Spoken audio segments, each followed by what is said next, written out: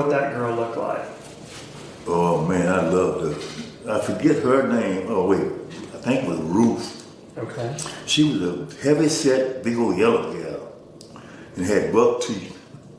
It had a gap between the teeth, that's what it was. And she was like honey colored skin, and she had like her hair was not really long. It was. How tall do you think she was? She was about 5'7". How much do you think she weighed? She weighed about close to 200, about 170. Pretty big girl. Yeah. Now, where did you meet her at? Okay, down there in the crack house. Her and about 6 other girls were sitting on the porch. The dude selling crack in there. I stopped to go in there. I seen the girls, that's why I stopped. We stayed together 2 days or more. I think it was about 3 days. We was going shoplifting. We went to Sears. We went to Kroger's, and that's where I got busted. Mm-hmm. They took me to jail, and she went and stayed in the car. And the manager of Kroger's, I guess he got tired of her laying on his property in that car. He called the station where I was at in North Arkansas to drop the charges. Mm-hmm. So he can come down and get this gal and car out of here. They cut me loose. So we was headed toward with that place where Walmart's original store been. I whooped off the road and back into that little woods. It was a cornfield back there. I pulled through it, and on the other side of the cornfield was a trash pile. I parked the car facing out where I could see anybody coming in. So I pulled her out of the car. She's too big for me to carry her. So I just pulled her out of the car and laid on that trash that was lit there. So was it like a cornstalk pile, or was it? Yeah, a bunch of corn stalks. What could you see from there? I could see the highway, mm-hmm. and in the woods is that way. But it's right outside of Little Rock. I was about 10 miles from it. From North Little Rock, you think 10 miles? Yeah, it was about 10 miles. Okay. Hey, tell me about Northern Kentucky, the girl that you met in Columbus. So you meet this girl, I guess you're at a strip bar downtown Columbus. I went on my car, and this white girl come out behind the building. And I'm in my trunk. She walked over to me, say, come on, y'all, can you take me to Miami? Describe this girl to me. Is she white, black? What's she look like? She was white, blonde hair, dishwater blonde, they go. It's short. Short, like shoulder length, yeah, or? No, ear length, a little over his ear length. Like a bob? Yeah, like a bob. Okay, and how tall do you think she was? She was about 5'7". How much do you think she weighed? She weighed about 130. How old do you think she was? Oh, she was about 25. Okay. You mentioned before that you said she kind of had like this hippie aura to her. Yeah, she did give you a hippie feeling. I think she was some kind of hippie, yeah. So you go to Cincinnati, you mess around on Vine Street, and then eventually you guys both get in your car and you cross over the bridge into Kentucky. Tell me about going into Kentucky. We got to Covington, and then we continued through Covington. Mm-hmm. And there was a park that they were having a festival there. And she heard the music and shit off of that band in there. And by her being a hippie type, she wanted to get to that. But the police came over and peeked in our car. He really wanted me to move out of there. So instead of going in there, I took her the other way. Right. Winding around, they got hills out in Kentucky, and the road winds around the hills. Mm-hmm. I seen a little short road going up the hill, and up top there was vegetation, wasn't no houses or nothing. And so I pulled up in there and concealed the car in that little vegetation up there on top of the hill. So tell me about this road that goes up the hill. What kind of road is it? It was like a dirt road. Okay. It was like dirt. The grass was growing in the middle between two tracks. When I left her up in that little road up there, on the side of that little road, she was like partially concealed by the vegetation. And I left her there. Las Vegas. Describe the Las Vegas victim. That was in '93. Okay. I bought a Eldorado. What color Eldorado? It was a yellow. Okay. Oh. Yellow Cadillac Eldorado. Yep. All right. What year? 78. Okay. Well, tell me about this girl. What does she look like?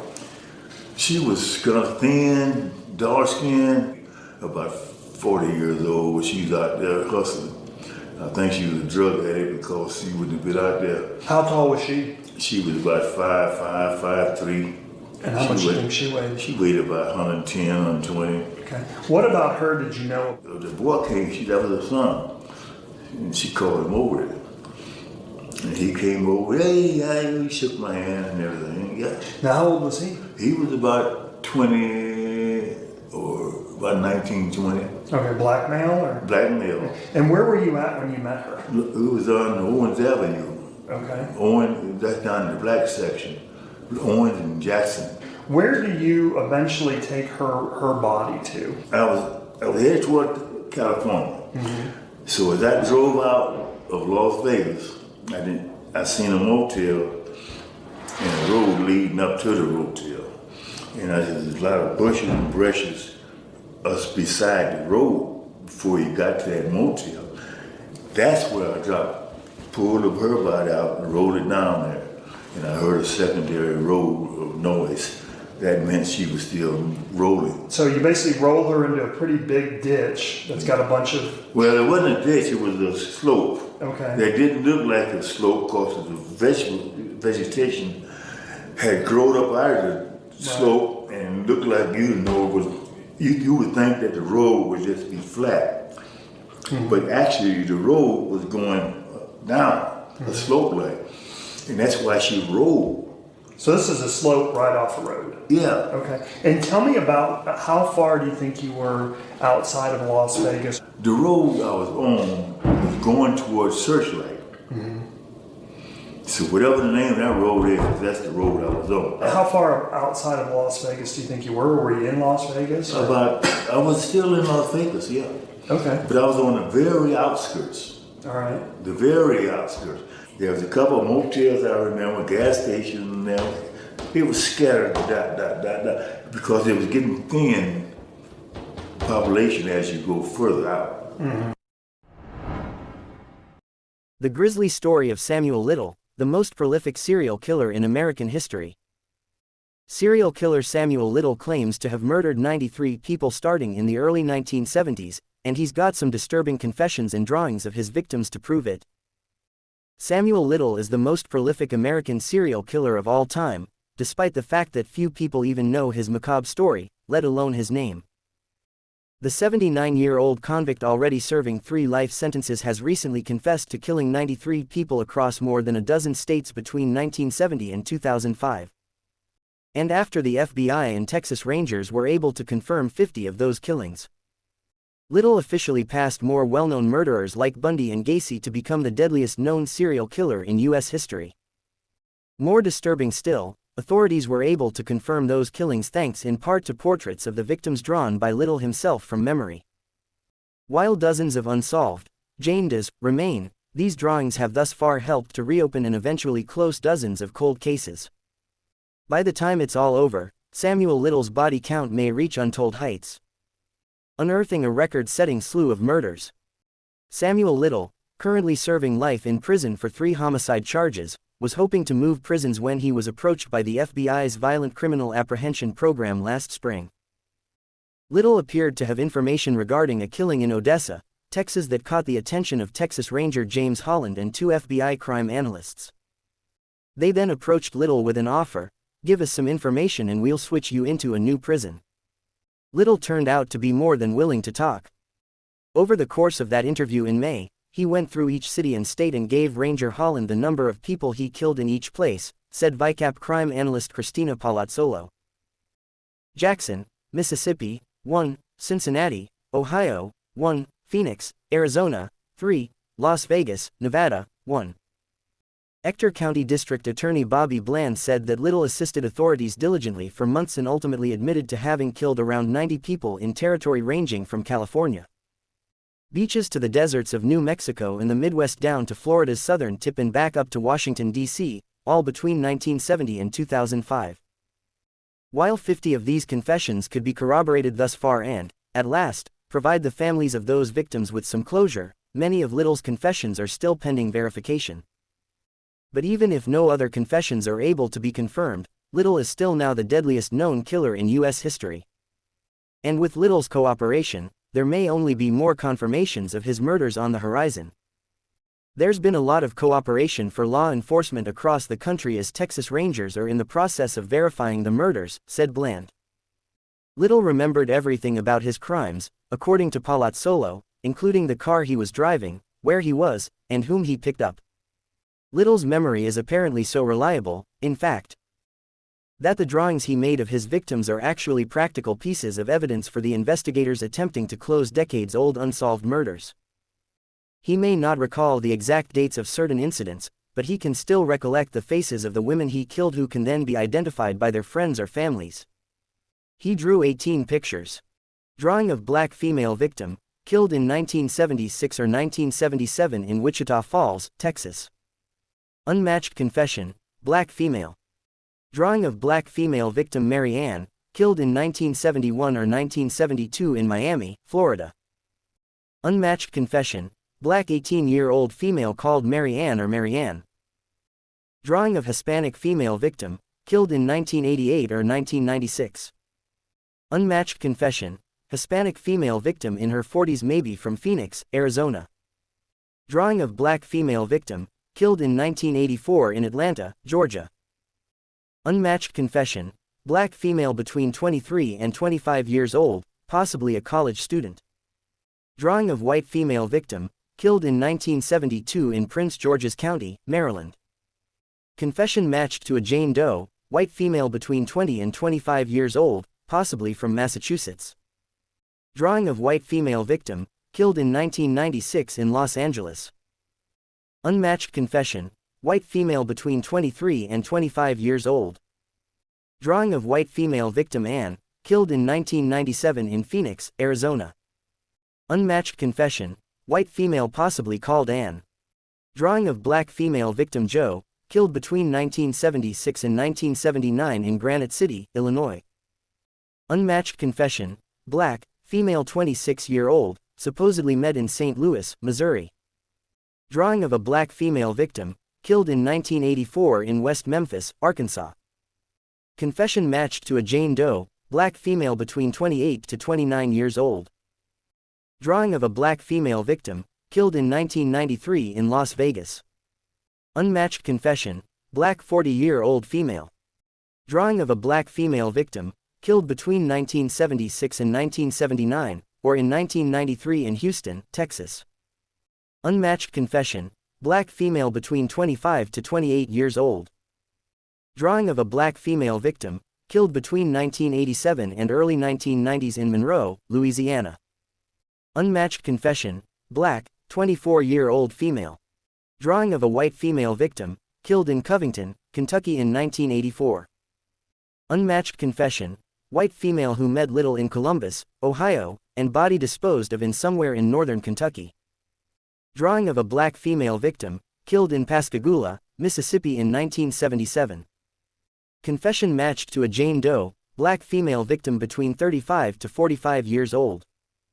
Met the victim in Gulfport, Mississippi, she was possibly from Pascagoula and possibly worked at Ingalls Shipyard. Drawing of a white female victim, who was killed in Atlanta, Georgia in 1983 or 1984. Unmatched confession, white, 26-year-old female, possibly from Griffith, Georgia. Drawing of a black female victim, who was killed in Atlanta, Georgia in 1981. Unmatched confession, black female between 35 to 40 years old. An FBI map marking each location where Samuel Little claimed to have killed somebody, according to his confessions. Because the majority of his crimes remained unsolved or unknown at the time of his arrest. Little is currently only serving 3 consecutive life sentences, a pittance compared to the staggering term he'd face if his total crimes were successfully presented in court. But now, the details of Samuel Little's murders are coming to light like never before. The murders of Samuel Little. Born in Georgia in 1940, Samuel Little soon moved with his family to Ohio, where he grew up relatively poor and got into trouble in school.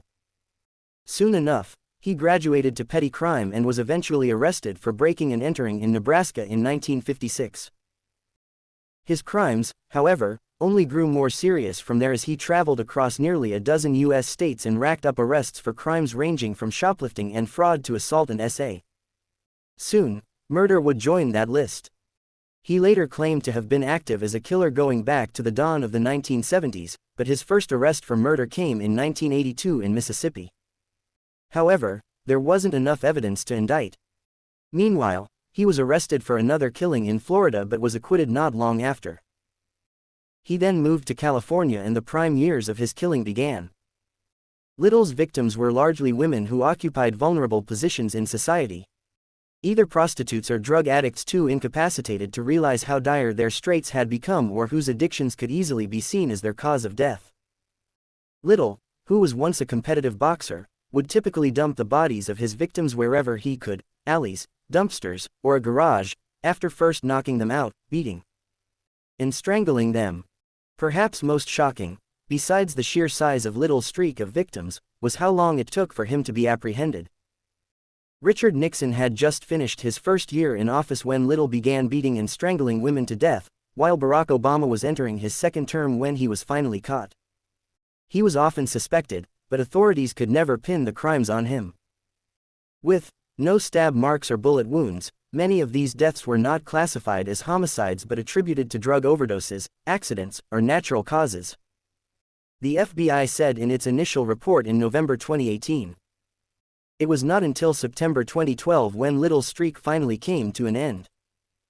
A narcotics-related warrant for Little's arrest caught the attention of an officer, which led him to Little in a homeless shelter in Kentucky. After his subsequent extradition to Los Angeles, DNA samples were taken, and finally matched to victims in 3 unsolved murders from 1987 to 1989. He pleaded not guilty to all 3 homicide charges despite witness testimonies from various women who narrowly escaped his clutches. He was consequently convicted in 2014 and received 3 consecutive life sentences. Justice after 5 decades. Fortunately, the LAPD decided to share Little's DNA samples with the FBI, who let the VICAP program run a trace on them. Little's DNA was matched to the killing of Denise Christie brothers in Odessa, Texas, who was found dead from strangulation in an empty parking lot in January 1994, a few blocks from a motel.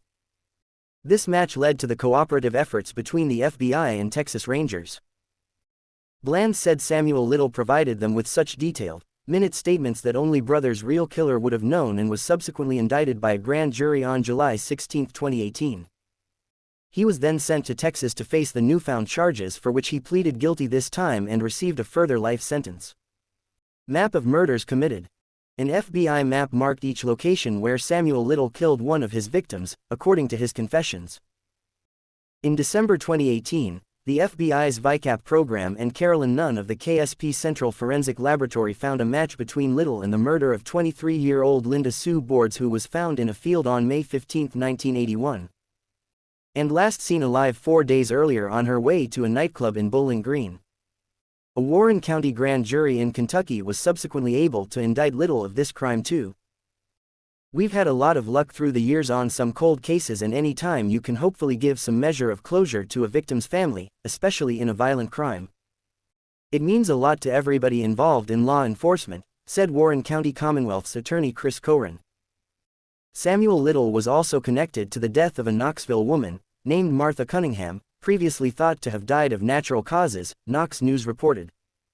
Samuel Little during his trial. A defiant Samuel Little raises his arm in the air as he is led out of the courtroom while victims and family of victims applaud at the conclusion of his hearing on September 25. 2015, after he was sentenced to life in prison without the possibility of parole for the killings of 3 women in the Los Angeles area in the 1980s. "I never believed my sister died of natural causes, none of us did," said Jessie Lane Downs. "But now we know, thank the Lord." Cunningham's death was a mystery to her family for nearly 44 years since she was found by 2 hunters on January 18, 1975, bruised and dumped in the woods. Fortunately, the FBI's collaboration with law enforcement all over the country continues to close cases such as these, and provide the families of Little's victims with some semblance of peace. The most prolific serial killer in U.S. history. An FBI video features of the confessions of Samuel Little, this once involving a victim named Marianne in Florida in 1972. With Samuel Little's confessions continually pouring in, his official body count began to rise. Eventually, in October 2019, the FBI confirmed that he is the deadliest known killer in U.S. history. With 50 victims to his name and some 40 other cases still pending, Little's body count has surpassed that of far more famous killers whose names have been etched into the American consciousness. And those 40 cases may eventually see closure themselves. For many years, Samuel Little believed he would not be caught because he thought no one was accounting for his victims, said VICAP crime analyst Christy Palazzolo. Even though he is already in prison, the FBI believes it is important to seek justice for each victim, to close every case possible. The FBI have released video of many of Little's disturbing confessions as well as the drawings of his victims in hope that those with any knowledge of these women might come forward. With any luck, the FBI hopes Samuel Little will help give closure to the families he himself devastated with his vicious crimes decades ago.